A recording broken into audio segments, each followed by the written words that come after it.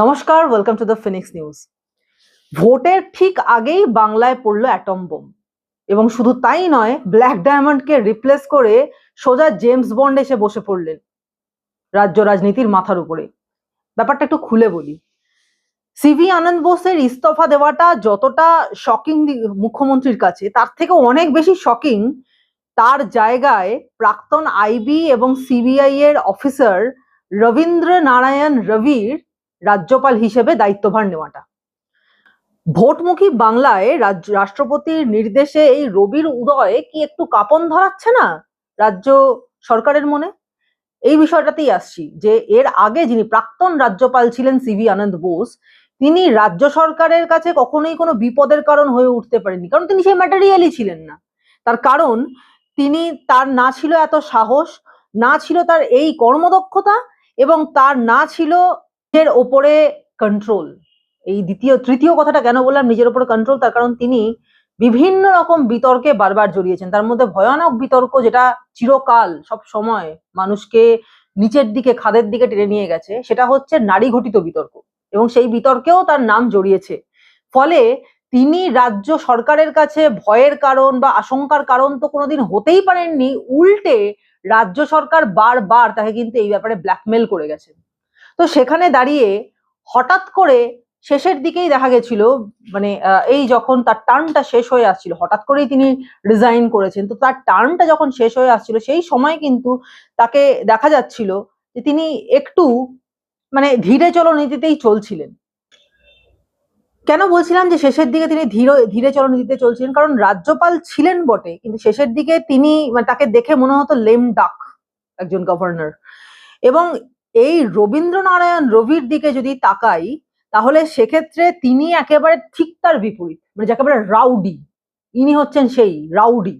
তিনি এর আগে নাগাল্যান্ডের গভর্নর ছিলেন, এবং তারপরে দীর্ঘ সময় ধরে তিনি কিন্তু তামিলনাড়ুতেও গভর্নর হিসেবে ছিলেন, এবং সেখানে দাঁড়িয়ে তামিলনাড়ুতে তার স্ট্যালিনের সঙ্গে সংঘাত, সে মানে বিখ্যাত সে জিনিসটা। গভর্নর বা রাজ্যপাল থাকাকালীন তামিলনাড়ুতে যতগুলো বিল আটকে রেখেছিলেন, এবং তার জন্য সুপ্রিম কোর্টের কাছেও বারবার তাকে ভর্ৎসনার মুখোমুখি পড়তে হয়েছে, কিন্তু তিনি কিন্তু নিজের জায়গা থেকে নড়েননি। ইভেন এই কারণে মানে সুপ্রিম কোর্টের কাছে দ্রৌপদী মুর্মু পর্যন্ত চিঠি দিয়েছিলেন যে একজন সুপ্রিম কোর্ট একজন রাজ্যপালের ওপর এইভাবে নির্দেশ চাপাতে পারে কি পারে না, যে কতদিনের মধ্যে রাজ্যপাল নিজের কাজ করবেন বা ইত্যাদি ইত্যাদি। কারণ রাজ্যপালেরও একটা মানে মর্যাদা রয়েছে, একটা পদমর্যাদা রয়েছে। সেই পদমর্যাদায় সুপ্রিম কোর্ট কতটা আঘাত করতে পারে, এই বিষয়ে যথেষ্ট বিতর্ক, যথেষ্ট চিঠি চাপাটি ইত্যাদি হয়েছিল। এবং বিশেষ করে দ্রৌপদী মুর্মু রাষ্ট্রপতি হিসেবে তার চিঠি সুপ্রিম কোর্টকে, এটা বিরলের মধ্যেও বিরলতম ঘটনা হয়েছিল।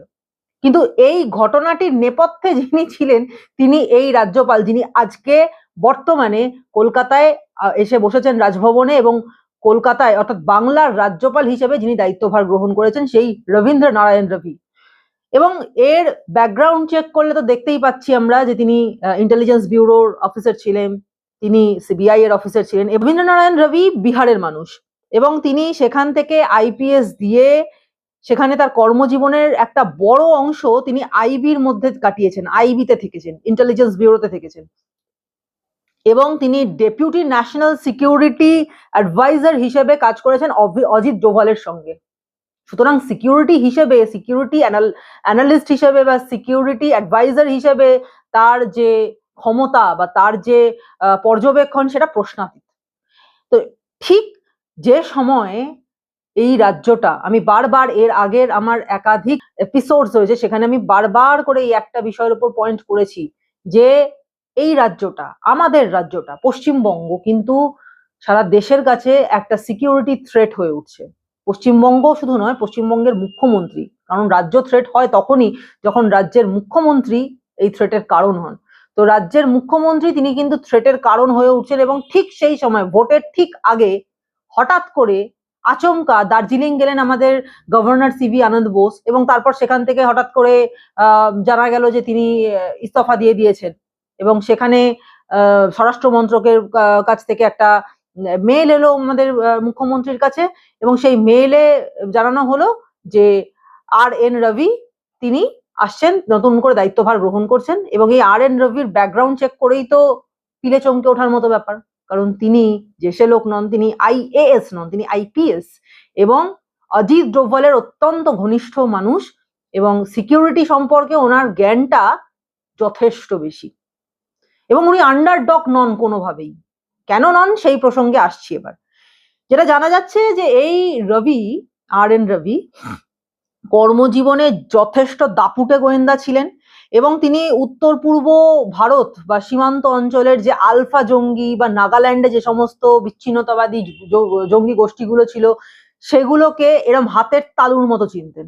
এবং এই যে নাগাল্যান্ডে থাকাকালীন, রাজ্যপাল থাকাকালীন তিনি কিন্তু সেখানকার যে সমস্যাগুলো মেটানোর ক্ষেত্রে তিনি বারবার খুব গুরুত্বপূর্ণ ভূমিকা নিয়েছিলেন, এবং সেই কারণেই হয়তো তিনি দিল্লির যথেষ্ট প্রিয় পাত্র। যে টার্ফটা ভীষণভাবে দাপটের সাথে রক্ষা করেন, এবং প্রয়োজন মতো বা সুযোগ পেলেই অন্যের টার্ফে ঢুকে পড়ে তার জীবনে একেবারে ত্রাহি মধুসূদন অবস্থা তৈরি করে দেন। সুতরাং এই রাজ্যপাল হয়ে নতুন যিনি আমাদের পশ্চিমবঙ্গে দায়িত্বভার হাতে নিলেন, তিনি খুব একটা সহজে কামিনী কাঞ্চনে বা অন্য কোনোভাবে ভুলবার মানুষ যে নন সেটা তো হাড়ে হাড়েই টের পাওয়া যাচ্ছে। এবার যে প্রশ্নটা বারবার উঠে আসছে এবং হঠাৎ করেই রাজ্যপালের পরিবর্তনের ফলে বড়সড় ভাবে যে স্পেকুলেশন তৈরি হচ্ছে সেটা হচ্ছে যে মমতা বন্দ্যোপাধ্যায়কে ক্ষমতায় রেখে নির্বাচন কোনো মতেই সম্ভব নয়, এবং যে কোনো মূল্যেই এখানে রাষ্ট্রপতি শাসন পশ্চিমবঙ্গে জারি হবেই, এমনটাই স্পেকুলেশন তৈরি হয়েছে। তো এমন সময়ে কেন্দ্র নিজের আস্তিন থেকে একের পর এক তুরুপের তাস বের করছে। তার মধ্যে এই প্রথম তাসটি হলো রাজ্যপালের পরিবর্তন। দায়িত্বভার নিয়ে আর.এন. রবির কলকাতায় আগমন, রাজ্যপালের যে বাসভবন সেখানে তিনি চলে এসেছেন। সুতরাং এই যে রবির উদয় যেটা সিঁদুরে মেঘ তৈরি করছে আমাদের বাংলার রাজনৈতিক প্রেক্ষাপটে, সেটা বলাই বাহুল্য। তার কারণ শাসক দলের নেতৃবৃন্দ তারা কিন্তু বিষয়টাকে খুব একটা সুবিধের বলে মনে করছেন না, কারণ এসআইআর এর ধাক্কা প্রথমেই আছে, তার উপরে যদি এমন দুধে গোয়েন্দা এসে উপস্থিত হন তাহলে সেক্ষেত্রে বিপদের আশঙ্কা তো আছেই। আমরা ইতিমধ্যেই জানি যে এই রাজ্য দিয়ে যে পরিমাণ অনুপ্রবেশ হয়েছে, এই রাজ্যে জঙ্গি ধরা পড়েছে। জঙ্গিদেরকে কারা ধরতে এসছে? দিল্লি পুলিশ। বাইরের পুলিশরা জঙ্গি ধরতে এসছে, অথচ আমাদের রাজ্যের ইন্টেলিজেন্স ব্যুরোর কাছে তাদের কোনো খবর নেই। নাকের ডগায় এই নিউ টাউনে জঙ্গি বসে রয়েছে, অথচ আমরা এখানে বসে টেরটিও পাচ্ছি না যে এমন ভয়ঙ্কর একটা কেউ এখানে নাকের ডগায় বসে রয়েছে, যে কোনো মুহূর্তে যে কোনো কিছু ঘটে যেতে পারে। সুতরাং আমাদের রাজ্যটা সারা দেশের কাছে সিকিউরিটি থ্রেট তো হয়েই গেছিল, এবং এই রাজ্যপাল পরিবর্তনের অব্যবহিত পরেই আমাদের রাজ্যের মুখ্যমন্ত্রী একটা এক্স হ্যান্ডেলে পোস্ট করেছেন। সেই পোস্টে তিনি লিখেছেন যে এই যে রাজ্যপালের প্রশাসন মানে বদলটা হলো, এটাতে তিনি শকড। এখন প্রশ্নটা হচ্ছে যে রাজ্যপাল এর আগে ছিলেন অর্থাৎ সিভি আনন্দ বোস, তার সঙ্গে যে খুব মধুর সম্পর্ক ছিল আমাদের মুখ্যমন্ত্রী তা তো নয়। কারণ এই যখনই তার সঙ্গে একটা বিশ্রী কেলেঙ্কারির ঘটনা তার নামে উঠে এলো, তখনই কিন্তু মুখ্যমন্ত্রী বলেছিলেন যে আমি কিন্তু আর বাবা রাজভবনে যাব না। তো সেখানে দাঁড়িয়ে তার সঙ্গে যে খুব একেবারে মধুর সম্পর্ক ছিল এমন নয়, প্রথম দিকে ছিল বটে, হাতে খড়ি টাতে খড়িও হয়েছিল, কিন্তু তারপরে যে আমাদের মুখ্যমন্ত্রীর সঙ্গে রাজ্যপালের খুব মধুর সম্পর্ক ছিল এমন নয়। সেখানে দাঁড়িয়ে মুখ্যমন্ত্রী হঠাৎ শক, যে পোস্টটা রয়েছে সেই পোস্টের ছত্রে ছত্রে কিন্তু এটা বোঝা যাচ্ছে যে এই আকস্মিক পরিবর্তনে তার কোনো একটা বিপদ হয়ে গেল, কোনো একটা খেলা বানচাল হয়ে গেল, এমন যেন একটা গন্ধ পাওয়া যাচ্ছে। এবং তার সঙ্গে তিনি প্রশ্ন তুলছেন যে যুক্তরাষ্ট্রীয় পরিকাঠামোতে নাকি আঘাত করা হচ্ছে, তার সঙ্গে আলোচনা না করে এই রাজ্যপালের পরিবর্তনের বিষয়টা। প্রথমত যুক্তরাষ্ট্রীয় পরিকাঠামোতে আঘাত নিয়ে যে মুখ্যমন্ত্রী এখন বড্ড বেশি কথা বলছেন, তিনি নিজে যুক্তরাষ্ট্রীয় পরিকাঠামো সম্পর্কে কতটুকু ওয়াকিবহাল? যদি তাই হয় তাহলে আলাদা করে রাজ্য সঙ্গীত বানানো, আলাদা করে বাংলার নতুন চিহ্ন বানানো, এগুলো কি যুক্তরাষ্ট্রীয় পরিকাঠামোর অন্তর্ভুক্ত হয়? এবং দ্বিতীয়ত, একজন রাজ্যপালকে নিয়োগ করার ক্ষেত্রে প্রথম এবং শেষ সিদ্ধান্ত নেবেন রাষ্ট্রপতি, এবং রাষ্ট্রপতিই সিদ্ধান্ত নিয়েছেন। সেক্ষেত্রে যদি কেন্দ্রের সঙ্গে রাজ্যের একটা ভালো সম্পর্ক থাকতো তাহলে সেক্ষেত্রে রাজ্যের কাছে বলা হতো যে আপনারা কাকে চান এরকম কিছু নাম পাঠান, আমরা বিবেচনা করে দেখবো। কিন্তু সেটা বিবেচনাধীন, এমনটা নয় যে রাজ্য যেটা বলবে সেটাই দিতে হবে, বিবেচনাধীন। তো সেখানে দাঁড়িয়ে যদি রাজ্যের সঙ্গে মধুর সম্পর্ক কেন্দ্রের না থাকে তাহলে সেক্ষেত্রে কেন্দ্র রাজ্যকে নাই জানাতে পারে। কেন্দ্র কোন রকম যুক্তরাষ্ট্রীয় পরিকাঠামোকে আঘাত করে এমন কোনো কাজ করেইনি, যা করেছে সম্পূর্ণভাবে আইন মেনে করা হয়েছে। তো সেখানে দাঁড়িয়ে মুখ্যমন্ত্রী মমতা বন্দ্যোপাধ্যায়, যিনি নিজেই এই যুক্তরাষ্ট্রীয় পরিকাঠামোকে তোয়াক্কা করেন না, যিনি নিজেই আইন কানুনকে প্রায় বুড়ো আঙুল দেখিয়ে চলেন, সুপ্রিম কোর্টের নির্দেশকে পর্যন্ত বুড়ো আঙুল দেখান, তিনি যুক্তরাষ্ট্রীয় পরিকাঠামো বা সৌজন্য নিয়ে প্রশ্ন তুলছেন। মুখ্যমন্ত্রী নিজে কি সৌজন্য দেখান?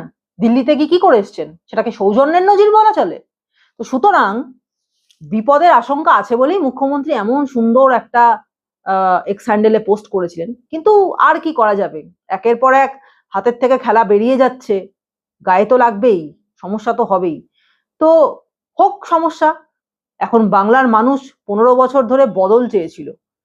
যে হারমাত বাহিনী, যে সিপিএম এর অত্যাচারে জর্জরিত হয়েছিল মানুষ, তারা ভেবেছিল যে সত্যি কিছু বদল হবে, একজন মানবিক মুখ্যমন্ত্রীকে আনা হলো, একজন গরিব ঘরের মেয়ে যে রীতিমতো লড়াই করে সংগ্রাম করে আজকে রাজ্য রাজনীতির একটা মুখ হয়ে উঠেছে, তাকে ডাকলে, তাকে নিয়ে আসলে হয়তো সাধারণের যে দুঃখ দুর্দশা সেটা ঘুচবে।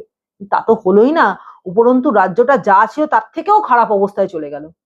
আজকে সারা ভারত একদিকে, পশ্চিমবঙ্গ অন্যদিকে। এই বিষয়টা আর মানুষ মানতে পারছে না। সুতরাং এই রাজ্যপাল আসাতে যতটা শক বা আতঙ্ক পশ্চিমবঙ্গের যে সরকার পক্ষ, যে দল, তাদের মধ্যে ছড়িয়েছে, ততটাই কিন্তু আনন্দ ছড়িয়েছে সাধারণ মানুষের মধ্যে যে এইবারে হবে খেলা, খেলা হবে, খেলা হবে। খুব স্লোগান দেওয়া হচ্ছিল না, মুখ্যমন্ত্রী মমতা বন্দ্যোপাধ্যায় তিনি তো খুব খেলা হবে, খেলা হবে স্লোগান দিচ্ছিলেন। এইবারে দেখা যাক খেলাটা সত্যি সত্যিই কেমন হবে। নমস্কার।